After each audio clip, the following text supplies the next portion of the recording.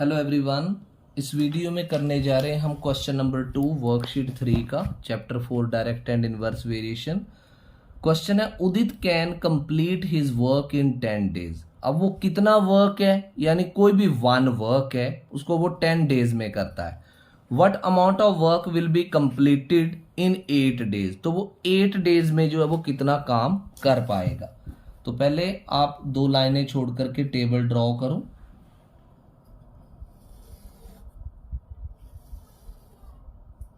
तो table draw करके first column जो है वो ब्रॉड होगा ऐसे। यहां पर आएगा amount of work, amount of work, और नीचे आएगा number of days, amount of work and number of days. तो अमाउंट ऑफ वर्क में 1 लिख देना आपने और डेज में 10 लिख देना, राइट। तो कितना अमाउंट ऑफ वर्क जो है वो 8 डेज में होगा, तो डेज में 8 लिख देना और अमाउंट ऑफ वर्क में आप x लिख दोगे, राइट। अब कैसे लाइनें लिखनी है, let amount of work, let amount of work done in 8 days, let amount of work done in 8 days is equal to x। अब आप ये देखो कि 10 डेज में वो एक काम करता है, तो 8 डेज में कोई भी काम, जैसे मान लो कोई कंस्ट्रक्शन है बिल्डिंग की, तो 10 डेज में वो एक काम कर रहा है। अब उसको काम वो 8 दिनों में करना है, राइट। तो जल्दी करना पड़ेगा उसको, काम दिनों में करना पड़ेगा, तो अमाउंट ऑफ वर्क उसको ज्यादा करना पड़ेगा। तो ये क्वेश्चन, जैसे नंबर ऑफ डेज डिक्रीज होंगे तो अमाउंट भी जो है वर्क भी कम होगा। तो ये केस जो है वो डायरेक्ट वेरिएशन का है। This is a case of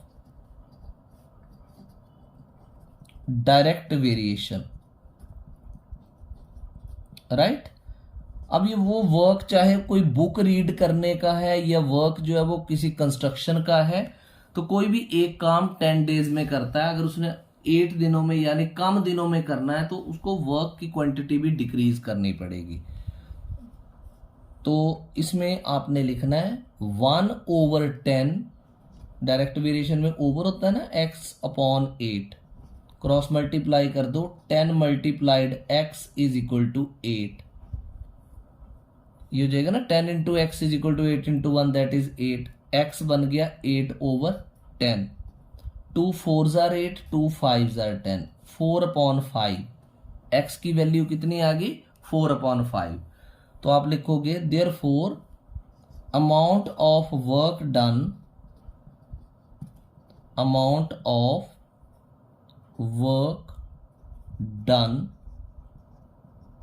in 8 days, amount of work done in 8 days is equal to 4/5 bracket में outside th work, 4/5 of work.